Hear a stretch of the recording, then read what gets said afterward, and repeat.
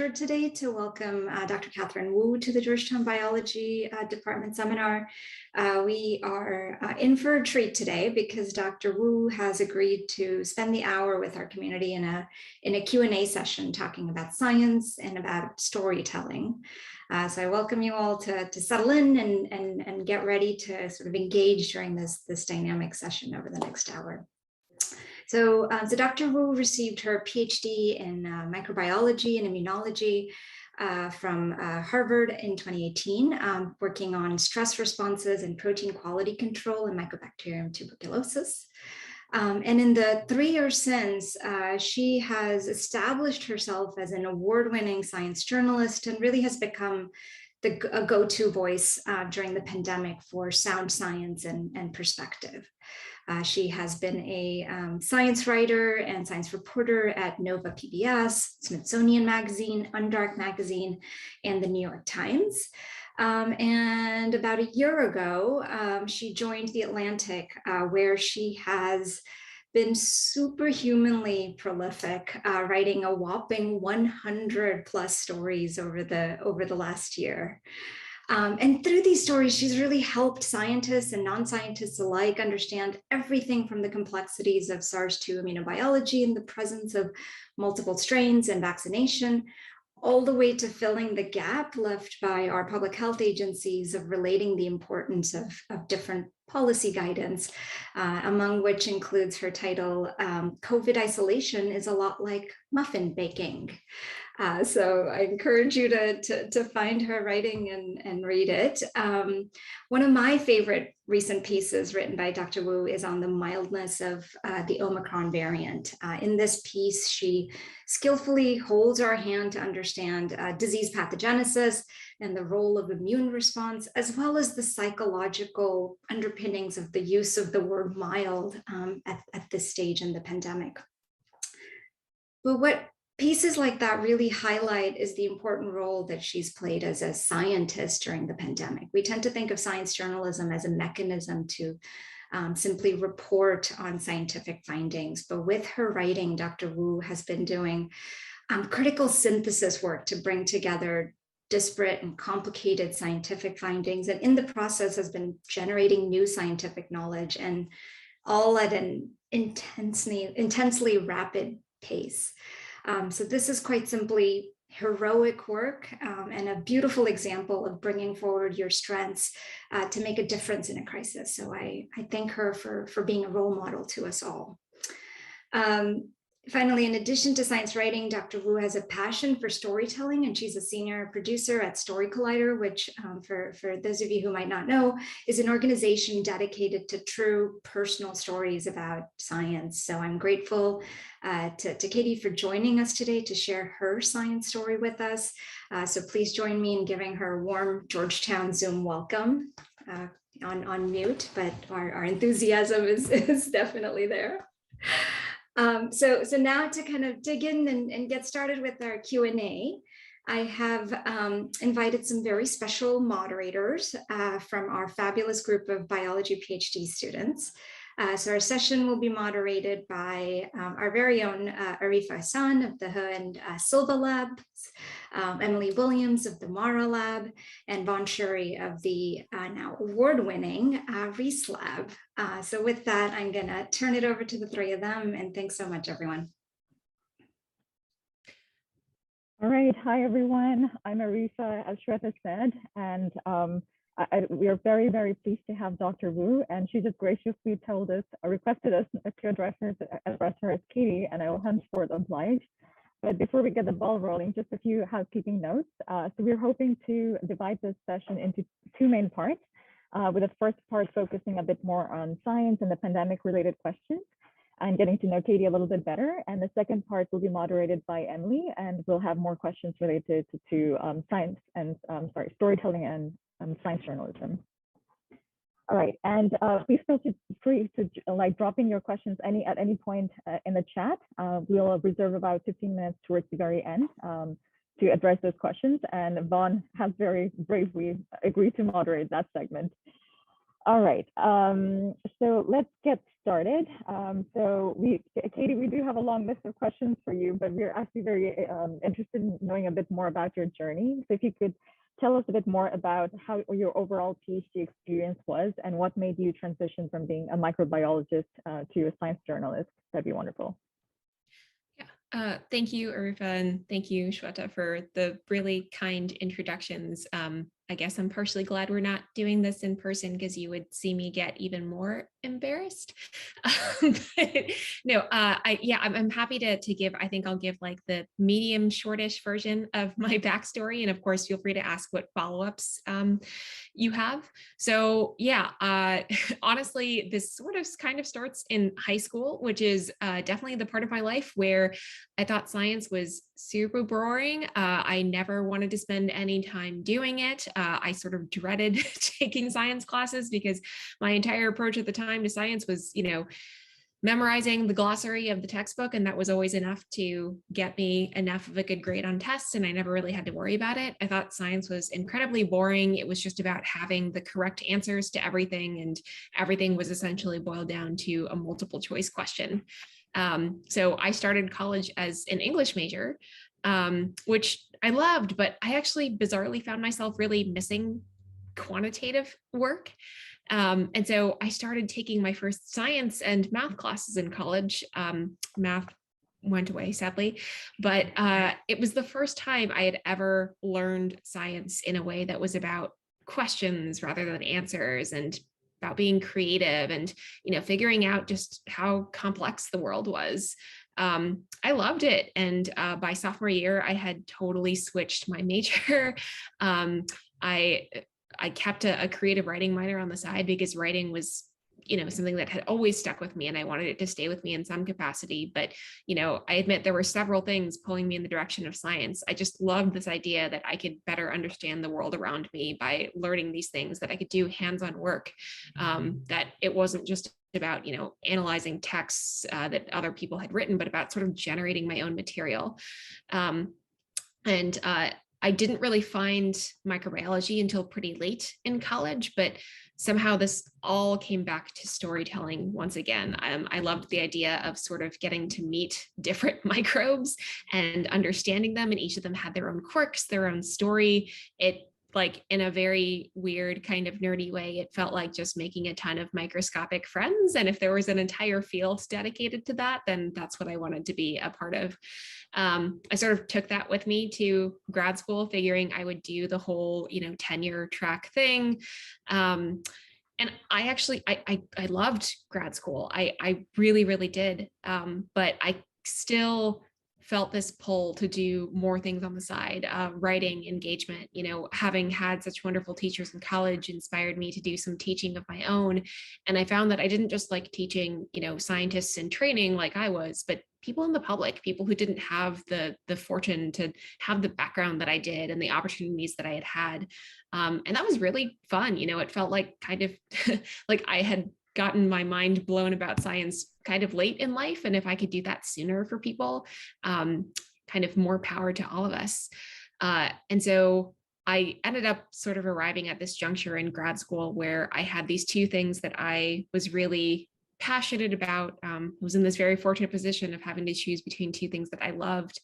And, the shorter version of this story, and I can go into that decision a little bit more later on, but I got to the end of my PhD. I had just done a fellowship that took me to Smithsonian Magazine in all of your neck of the woods for 10 weeks, and absolutely loved it. And I figured, this could be a viable future for me, doing science journalism, doing science writing full time.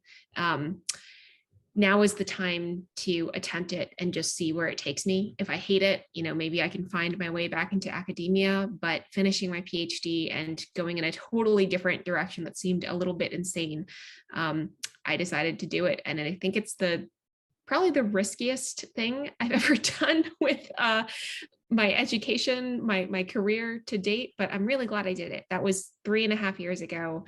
And Shweta has given you all a sense of where I've been since, but I'm happy to sort of talk about that philosophical decision. And that's sort of what brought me here today. Wonderful. Thank you so much for sharing, Katie.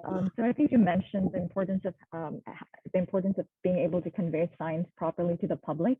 So on that note, has there been, or are there particular topics related to the pandemic or COVID-19 that are especially difficult for the public to understand? Oh gosh, we could probably spend the entire hour on this one. I think, you know, if you had asked me this question 2 years ago, like where at the very start of a pandemic, what are the topics that are going to be most challenging for people to understand? I probably could have guessed at least a couple of them in a broad sense, like, you know, how pathogens spread. I think it's really difficult for people to conceptualize risk when it's invisible. Like I can look outside and see it's snowing. I really should put on boots and a jacket and a hat today, but I can't look outside and be like, the virus is nigh, you know. It's so different. So like risk and just spread of disease. But like so many other things have caught me off guard. Like there are intuitively challenging topics, but then there are topics that I think have been really prone to being warped by misinformation. Like I could have never predicted the amount of misinformation that would swirl around different treatments, the way that people would have approached vaccination. You know, we all assumed the biggest hurdle with vaccination was going to be technological, but it ended up being psychological, sociological, so many things. I mean, truly, I feel like I know less now than I did 2 years ago about everything. Yeah, I'm not giving a terribly satisfying answer here, but I think things that I think gotten really passionate about writing about, like I can't cover all of COVID. I don't think anyone can, or if they can, I need to meet them and pick their brain. But vaccines have really captured my attention. I think there is something for me in particular about finding topics that are really difficult for people to understand intuitively, partially because vaccines are such a different thing technologically from other things we introduce into our lives. Like clinically, we're used to treatments and things that treat my health, but it's really all about me. Vaccines have an enormous public impact. They engage the immune system, which is not an intuitive thing for people to understand at all, but is essential to every aspect of daily living. I think those are things that have always really captured my attention, and I still love writing about them after 2 years. But you know, I think what's now really challenging for people to understand now that we're sort of approaching the end game and starting to try to conceptualize it, it brings us all the way back to the basics of what was confusing at the start of the pandemic. Like, how do we sort of navigate this as a society? How do politics and sociology and, you know, health equity and science start to intersect? All of these big picture things that, you know, it's interesting for me, I think are especially challenging because I for so long operated on the granular side of things. And now it's all about making sure that science is properly intersecting with everything else that puts it in context. Did I answer your question like at all?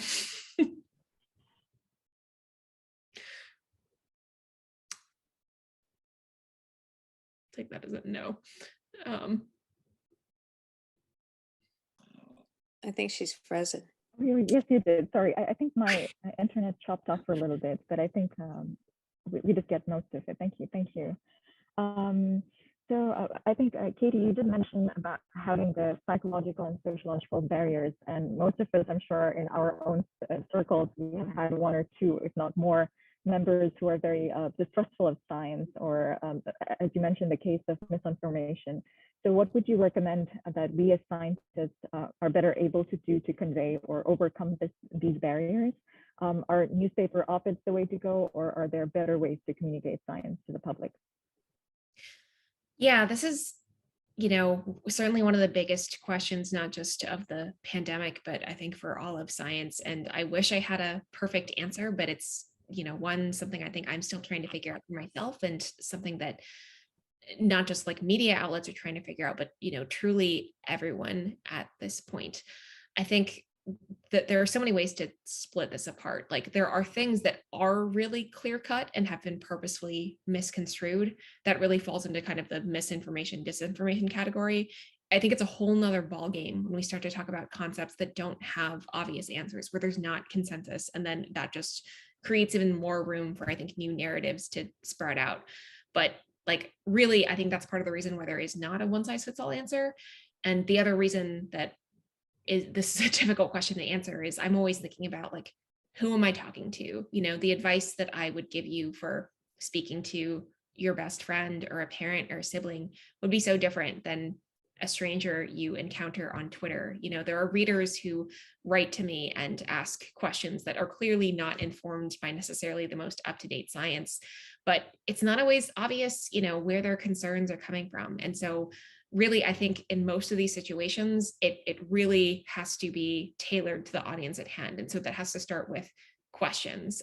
You know, if you encounter someone who clearly disagrees with you in whatever venue, if you have the opportunity to start a dialogue, I think that's where it has to go. It can't be like, here, read this op-ed, because, you know, who was that op-ed written for? Like, maybe it's someone who aligns with your views, maybe not. There's so many ways. I think when there is one ground truth, everything that is not that ground truth is potential for misinformation, and we don't know like where in that pool this person is sitting. So ask questions like, where did you see this piece of information? Why did it sound so compelling to you? Have you seen anything else on this topic? Like, what were some of the things you were thinking about? How is it impacting your decision making? Is it, you know, convincing you like, I shouldn't get a vaccine? Is it about your kid's vaccine? Like, what are the sort of consequences of your line of thought here? Those are some of the questions that I sort of start to default to. And then from there, you sort of start to see the path forward. One really, I think, crucial piece of advice, I think, with any sort of science communication that I've learned in grad school and have just found really valuable in all the years since is, you know, really meeting people where they're at and finding common ground.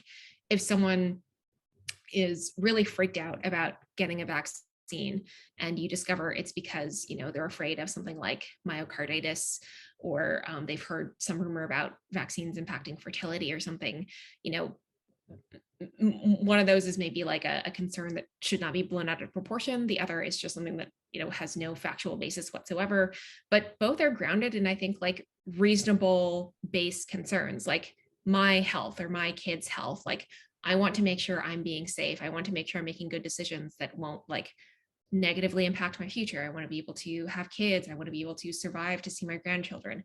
Those, I think, are the building blocks of common ground that you can sort of start a conversation with. Well, you know, why is this an especially large concern for you? How have you been thinking about this? Like, and if you start with that common ground, is that an entry point into thinking about, well, vaccines can really reduce your chances of getting really sick. Vaccines are actually a really good way for you to make sure that you are going to live to reproduce and see your grandkids. I'm making it sound more simple than it is, but I think just starting from that place and not starting with an answer that begins with the word no or you're wrong is really important. That's another, I think, big lesson here. Instantly sort of disagreeing with someone or shooting down something they're saying, that may sort of be ultimately where you want to end up in terms of shifting a person's mindset.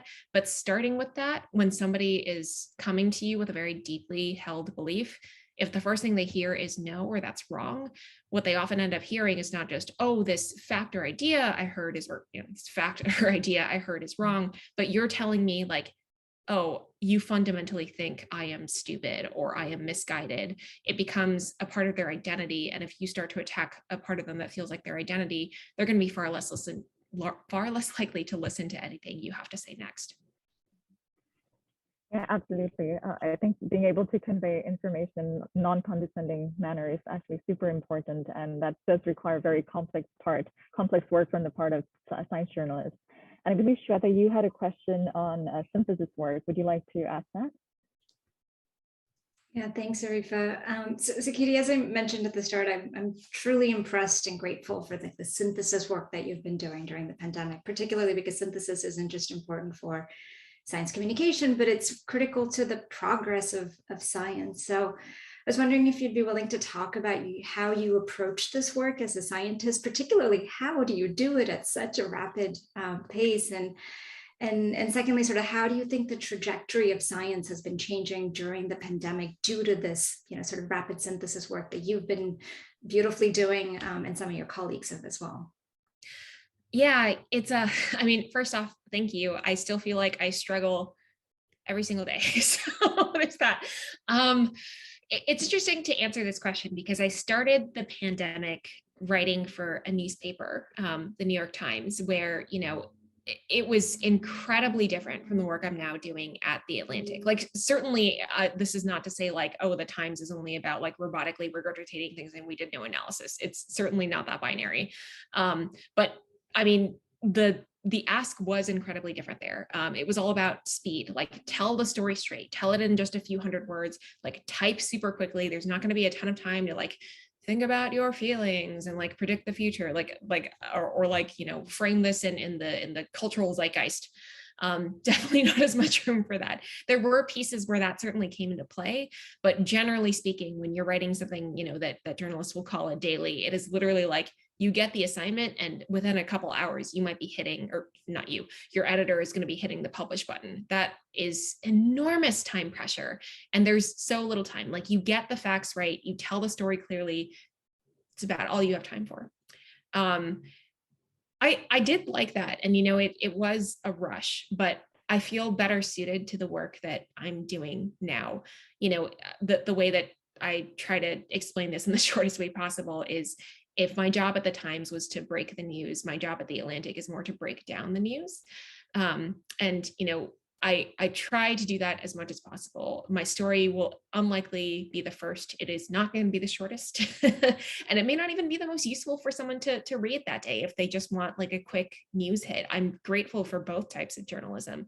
But for me personally, I really appreciate, being able to say, this is what happened today, in the past few days, the past week, even the past month, even the past 2 years. What does that tell us about where we are now and where we might be headed next? How are people reacting to it? Like, almost taking it to a meta level.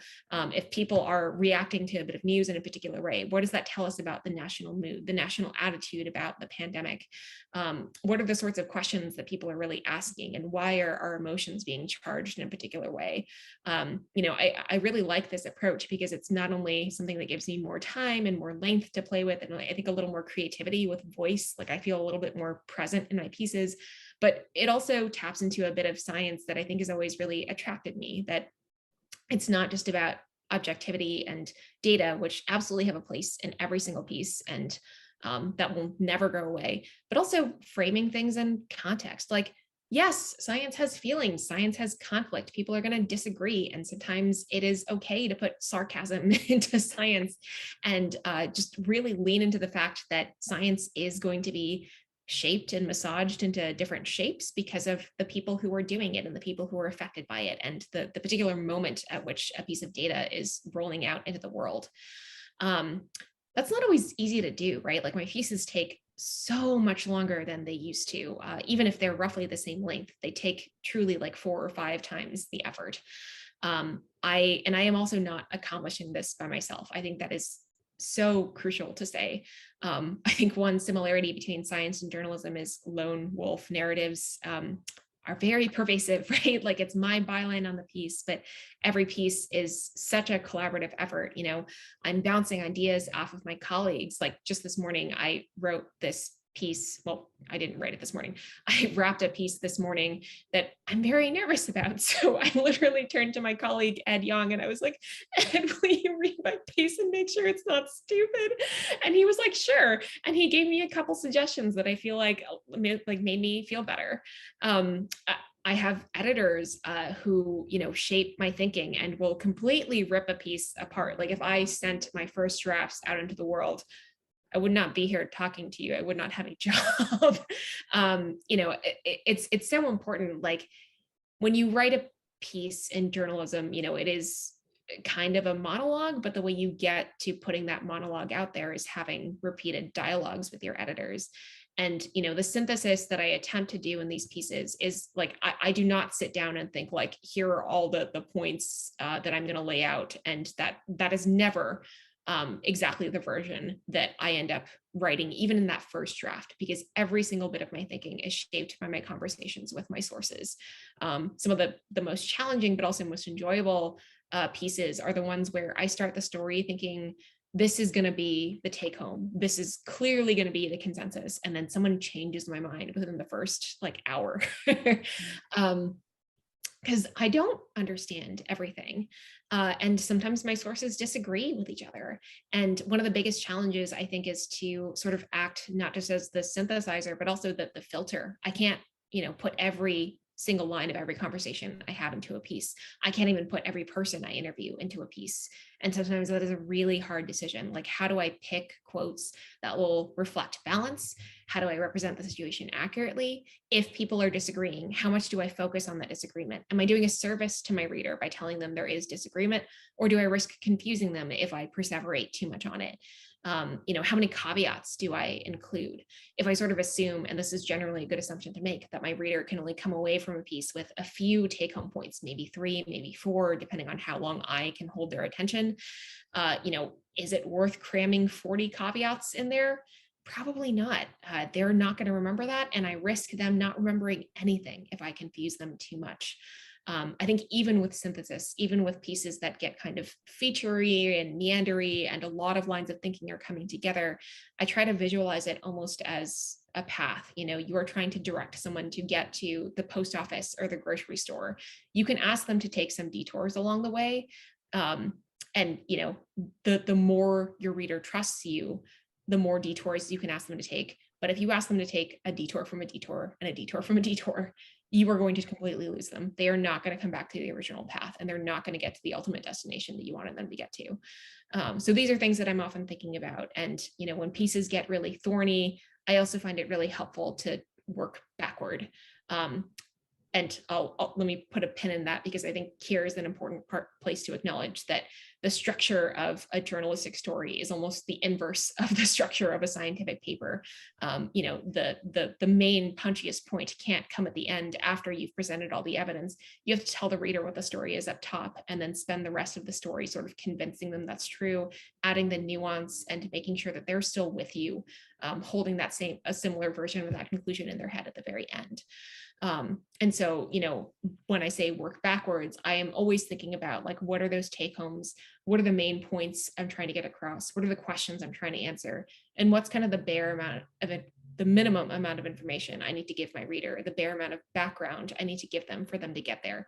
Anything that's extraneous to that, maybe it's colorful and worth putting in, but the bar for that is quite high because it risks detracting from the main story at hand. Thank you so much.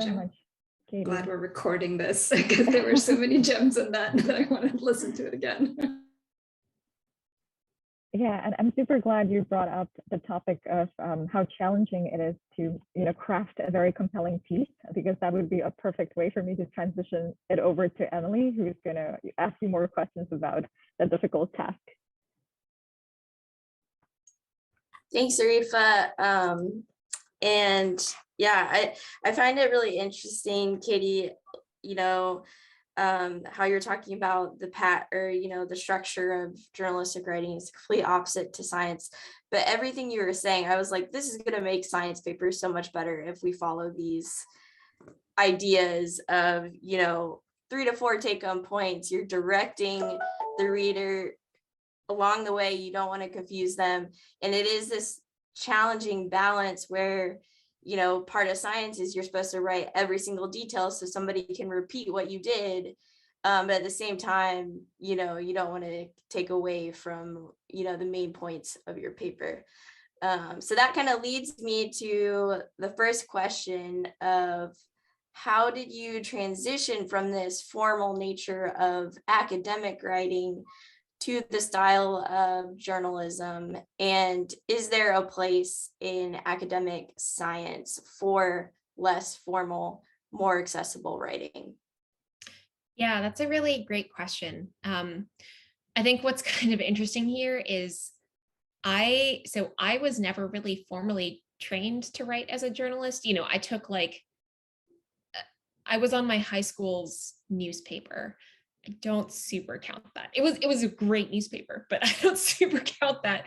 And so it's interesting. It was not like I had to, formally train myself in either direction. And I don't know about any of you, but no one really taught me how to write a scientific paper. I just read a lot of papers. And then my PI one day was like, it's time for you to write a manuscript. And I was like, I don't okay. It's like I had to stumble into both types of writing. But it's interesting. Like I probably could still write a scientific paper. It wouldn't necessarily be very good, but at the very least, I think I could flip that switch in my head to start using the jargon to sort of, write the intro, give the background, start writing the results section, the discussion section, and the conclusion. There's still, I think, some hard wiring in my head, though I don't know if I would still be able to pull that out 20 years from now, but it just feels so fundamentally different from the type of writing that I do in journalism. And so like there were things I had to unlearn, which I do want to get to in just a second, but it's not like you can only be capable of one versus the other. Like imagine how you sort of change the cadence of your voice or the language you use when you talk to a 6-year-old versus your PI versus, your best friend, or even think about the way that you text people and how that differs from the way that you speak out loud. I think all people are capable of, using different dialects, and we don't even think that hard about it. I sort of see those two things as the same way. That said, like transitioning, I think did have some huge speed bumps for me. I think things that I'm still trying to unlearn a little bit. A little bit is about thinking and a little bit is about putting it into practice, and I'll try to address both. So I think one I already laid out is just sort of how to sort of structure a piece. Another is like certainly ejecting a lot of jargon from my writing and just really making sure that like, not only that I'm avoiding, the names of enzymes or things like that, but also like there are words in science that mean something totally different in like colloquial English, anything from like, I'm sure you can all think of some, but like a couple come to mind, like, I don't know, mechanism or I don't know, like dominance, like, all these things that you could totally say to someone on the street, but you would be talking about something completely different. And it's not just about the words that are unfamiliar, but the words that have separate meanings. But I think what is essential and what I think could bleed backward into science is this idea of storytelling. Like people are always going to remember things that are more emotionally salient. When a story has a beginning, middle, and end, that is familiar to us. That is how we conceptualize like our lives. That is how we are told stories when we're young and how we tell stories when we're older.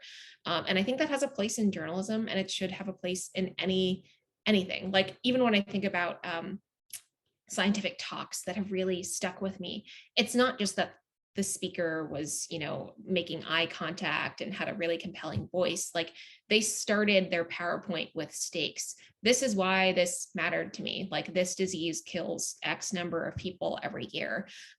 Or like scientists discovered this gene 80 years ago, and along the way, they thought they figured out what it did, and then it completely surprised them 2 years ago, and now we're stuck in this like weird purgatory where we have no idea what's going on. Starting with the stakes, drawing people in.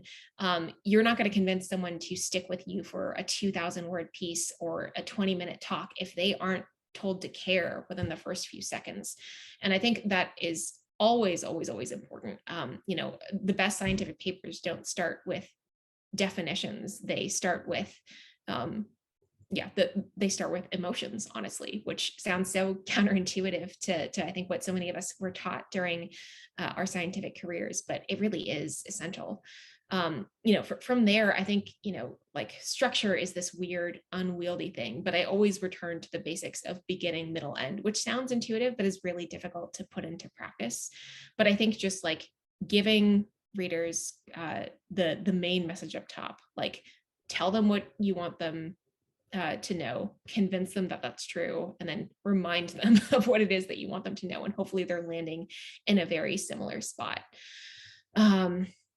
I think another thing that I am constantly thinking about is just really showing process. Like I really like being able to paint scenes of what people are doing in my journalism. And I think there was a huge issue that all of you are familiar with, that the public does not really understand how science works. They're not super familiar with the idea that it is very iterative and that conclusions that are true in one paper may not hold in another. Results may differ between labs. We are constantly proving each other wrong and even fighting a little bit. They aren't familiar with the idea that science is not a series of eureka moments, that it's like 400,000 failed PCRs. It is like, it's all about mistakes. But the more that we can, I think, put that on the page and also showcase the people who are doing it, I think that becomes a really central part of communicating science and showing what it actually is. So, you know, when I am writing a story, I really enjoy the stories where I'm able to sort of describe like what it is actually like to, you know, run a gel, even what it's like to fix a broken gel dock. I've written stories that have involved things like that, like literally maintenance of PCR machines has made it into my stories when it was germane to the story. I try to put people in, right? Like science is not just about the data, but it's about the people who do it. None of these experiments would happen if people did not care. And so I'm thinking a lot about like who I am calling, like, are those people who we traditionally picture when we think about scientists? Am I calling PIs, but am I also calling graduate students, techs, undergrads, postdocs? Sort of just illustrating that there is so much diversity in science, and also, you know, the lack of diversity in science is a huge issue that you can write about. But I mean, these are all things that feel kind of counterintuitive, right? Like when we look at our papers, we center the figures, the author list is in tiny, tiny print on the very first page. And a lot of people don't even look past it once or twice apart from, you know, to scan it and say, oh, I know that senior author. Great. This paper seems legit. I'm going to keep going. Let's skip to the figures. In journalism, there's the opportunity to center people. And I think the more often readers are able to see the process, feel like they're in the room, and maybe even see themselves reflected in the people that are being quoted, the people being described, the more likely it is that they're going to feel an emotion, feel familiarity, and remember what they're being told because they feel like it literally applies to them, or it is being done by people who feel like them. I just went on for a very long time. I'll stop there.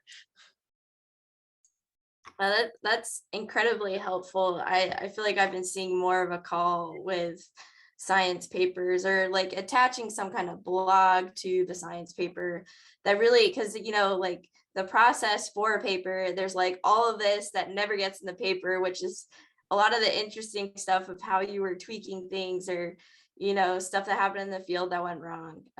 So I think that's really great advice. I'm going to turn it over to Maggie Wang, who has a question. Hi, thanks so much for coming to talk to us. I am a PhD student currently, and I was just wondering what sorts of opportunities you started looking for, or where you started looking for opportunities for science writing when you were getting interested in that. Yeah, great question. I think I probably only have a few things to recommend, and unfortunately, there is going to be some like regional bias and also what's available at your specific institution. But so I did grad school at Harvard, and I was lucky enough to have well, first, my grad program was huge and Harvard is huge.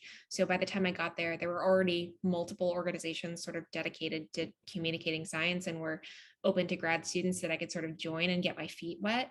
I joined this organization called Science in the News that was like this giant grad school-led organization that had really gotten its start you know, giving like free lectures about different science topics to the public, but I got really involved in their blog. That's how I sort of, you know, started flexing my science writing muscles for the very first time, and how I learned that I really liked doing that. Before that, really, I had not had the opportunity to blend science and writing together and not have it feel like, oh my God, I'm writing a textbook. And so just like trying that for the first time, seeing if it resonates you, like truly, you don't necessarily need an organization or even, you know, like a public forum to do it. You can just do it on a piece of paper in front of you, do it on your phone, just see if you like it. I also thought it was really useful to attend ComSciCon, which is this adorable little portmanteau for the Communicating Science Conference. It is they run several local workshops in different regions of the country, and I'm forgetting exactly where they are, but there's definitely at least one in the Mid-Atlantic or Northeast. And they also have a national conference every year. Certainly during non-pandemic times, it is in person, and they will pay your way there if you are selected to go. I believe they've been holding it virtually the past couple years, and I don't know what they're planning for this year, but you apply, and I think it's generally in the spring, though I could truly be making that up.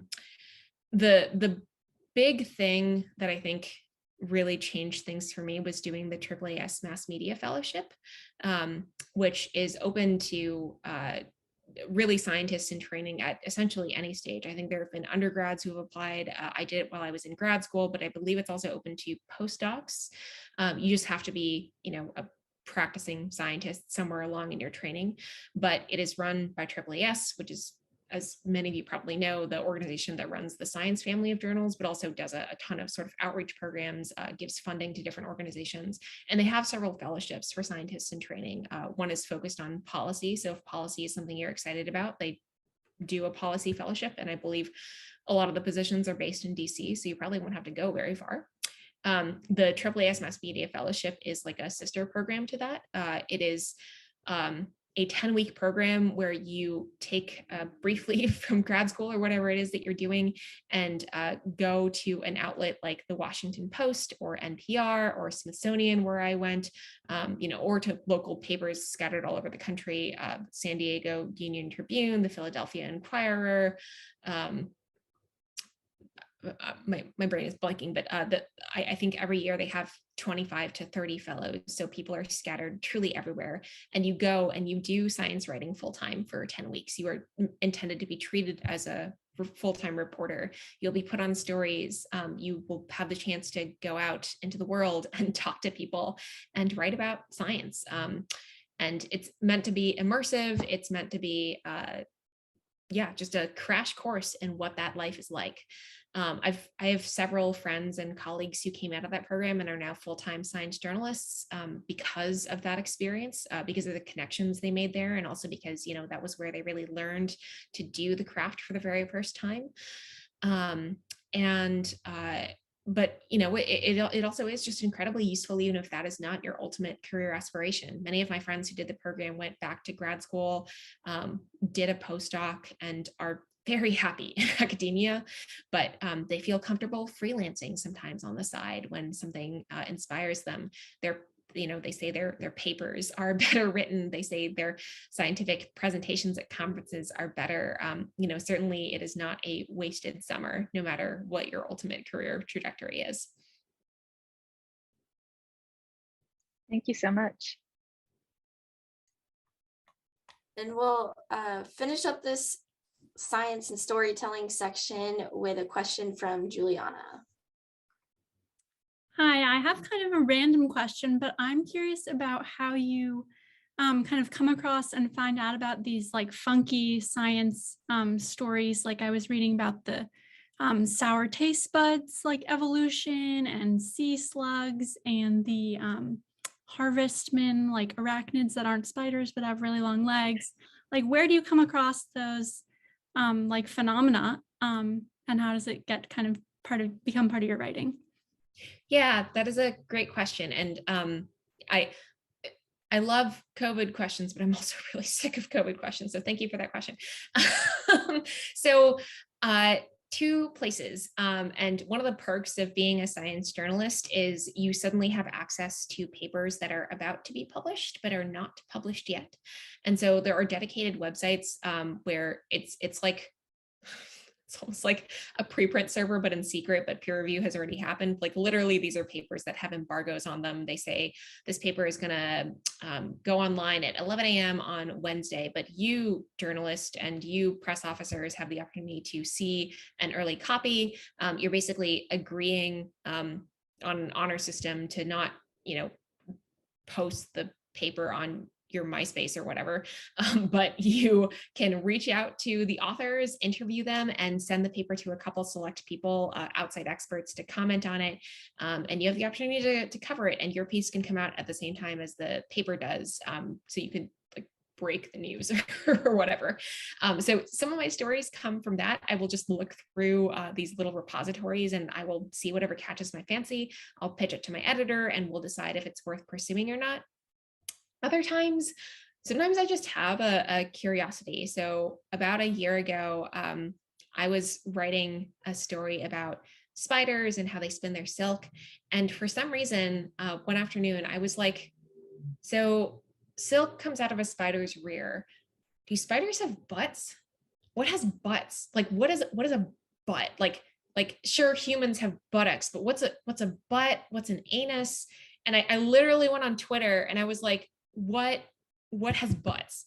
And no one could agree on no one could agree in the responses. Like biologists were fighting, like it turned into this whole thing. And I was like, this is a story, right?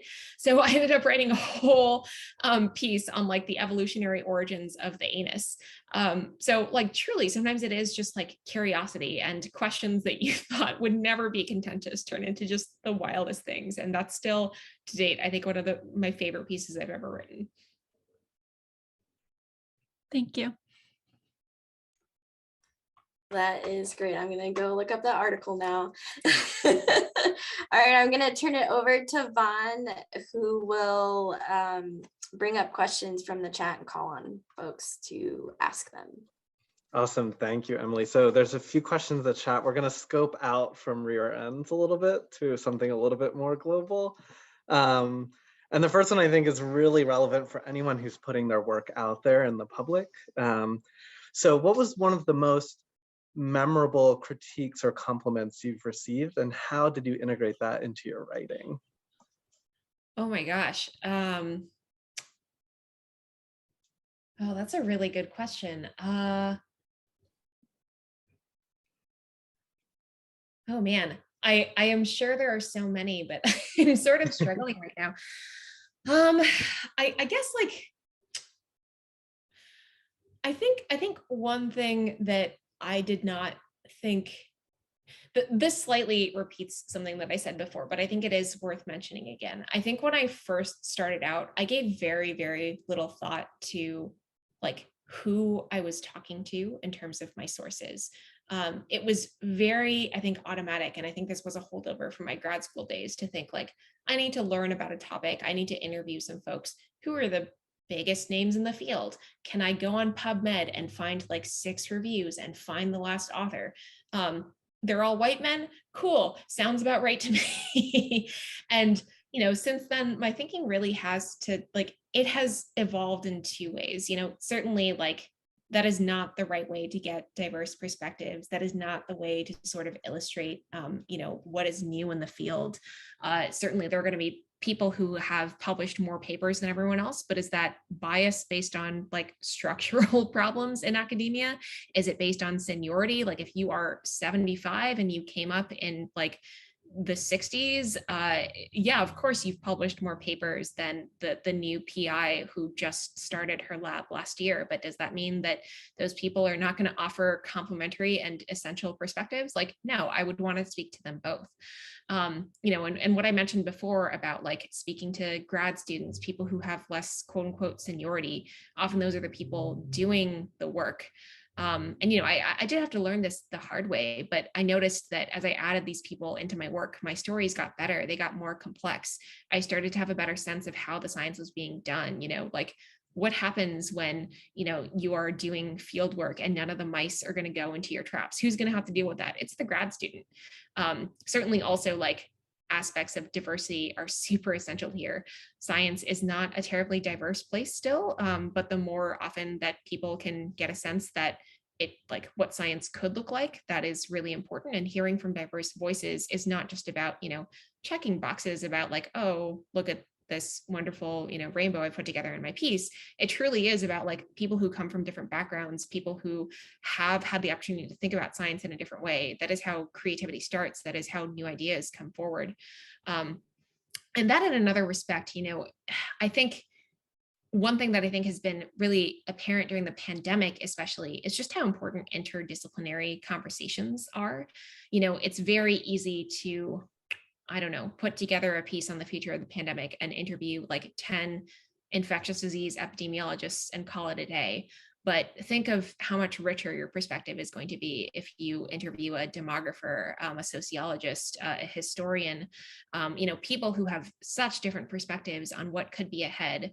And, we are so gosh, I said we, science is so siloed that it is, incredibly easy to default to something like that. But I think it's become incredibly apparent that during this pandemic, so many different fields intersect. And also, we run great risks when we ask people to comment outside of their expertise, or when people venture out to do it on their own. So, how can you as the journalist be not only like the filter, but the synthesizer? How can you sort of bring disparate lines of thinking together? It's one of the most challenging things to do, right? Because sometimes it feels like you are writing like a bespoke scientific review and trying to write it for the entire public in one go. But it is so worth it. Awesome, thank you. We had quite a few questions in the chat about diversity in science and journalism. So I know touching on those points will definitely be appreciated. In the chat also, some folks were curious about sort of the perception of science by the public. Specifically, are there ways in your mind that folks might be able to view science in a more positive light? And I know, adding on to that, Heidi also had a question about science. I'm sorry, Yvonne, is this my cue to say something out loud? Yes, that is your cue. Thank you. So I guess I was curious, Mark Rose had asked kind of specifically about like the negative science stereotypes. And I guess my question, Katherine, was really about whether it was like a very science specific phenomenon, or whether this is really just a distrust of government, or a distrust of just people in positions of power and privilege, right? And kind of how all that plays out. Because I think as scientists, we're often like, oh, it's anti-science, but I'm not sure it's that specific. Yeah, no, it's a good question. I think you are spot on there. There is immense distrust for institutions in this country, especially, and actually this is something that I've spent a lot of time thinking about this week in particular. There is a really interesting study that came out recently looking at how public trust in both government and in, other members of your personal public can really influence collective decision making. If there is high trust in government, we can expect to see that people are going to be more likely to wear masks, get vaccinated when their government tells them to think about like, is my decision making going to affect me? Is it also going to affect my neighbor? Probably, like taking the collective good into account. We in the US, I think, really fail on both metrics, and it has been disastrous for the pandemic. But it's again about this idea that institutions to us are not intuitively trustworthy. We trust our own intuition, we trust our own thinking, but we have a lot of trouble, whether it's because of pride or whatever it is. We don't like to take others' perspectives into account. Another study comes to mind here, actually. These two, I think, sociologists at one point like hooked a bunch of electrodes up to people's faces, and were also monitoring their facial expressions. And I think they were also hooked up to like an EEG and an EMG, and they monitored their reactions when they listed off different professions. And there were these like two axes. It was like warmth and competence. So doctors were super warm and super competent, but scientists were super competent, but they found them to be super unwelcoming, super cold. And I think this is because you can go to your doctor and get a sense of like, this person is literally caring for me. I saw this person, and then 4 days later, I felt better. Like, that's magic. With science, it's kind of like, oh, who knows what these people are doing in their labs? I have no sense of what that is. And every once in a while they tell me something and I'm just supposed to believe it. I think that has gotten worse during this pandemic. We've had so much polarization, so much misinformation, and people feel betrayed by institutions like the CDC that are supposed to be being led by the science. And, there are pundits going on television giving people mixed messages. People are throwing up their hands and disengaging. I think this is really challenging. That said, to sort of come back to the original lines of questioning, can we get people to see science in a more positive light? I would almost turn that around and say, does science deserve to be seen in a positive light? Absolutely, yes, in some cases, 100%. But when it doesn't, like, hey, maybe the public's right. Science should be held accountable. I think one essential part of journalism that distinguishes it from science communication, which is I don't think is something I really identify with anymore, is that it really is about being objective and like reporting on all aspects of science. Sometimes it is about, putting a positive light on a study, but sometimes it is about kind of tearing one apart or like proving misinformation wrong, holding power to account. Are vaccine makers doing X, Y, and Z for the right reasons? Are these people out of a really high profile institution saying these things for reasons that are maybe not the most noble? Not every actor in science is going to be doing a good thing, and not every line of communication is going to be good, and not every piece of data is going to be produced in a way that is worth championing. Certainly it's about, I think engendering trust is as much about like showing when things go right as it is about showing when things go wrong and explaining why. People are not going to react well to having the nasty parts hidden away, because when that comes out and they feel like it has been hidden from them, I think that is one of the biggest things that erodes trust. Great, thank you. I think we have time for one more short question. And it touches on that mistrust and misinformation and information sort of idea. What is your view on the roles of social media in spreading or cross-checking misinformation online? Oh man. I have a very intense love-hate relationship with Twitter and all social media. I will gladly admit that I deactivated my Facebook sometime a few months ago, and like it was fine. I hadn't honestly checked it in years, but it was also just like really liberating. Social media is a crazy place. I feel like now I primarily actually use it professionally. We've never, ever in the history of humanity had the opportunity to spread and disseminate information as quickly as we do. It's kind of bonkers. Like think back to the beginning of the pandemic when people were like, is it okay to cover preprints? And now it's like, I call someone and they're like, did you see that figure someone just posted on Twitter? And I'm like, no, do you know how many tweets? And like suddenly that's become a way for people to share data. I mean, it's amazing, right? But it's also kind of like, it's wild. It's really hard to interpret things that people say on social media, especially when it's presented as scientific fact.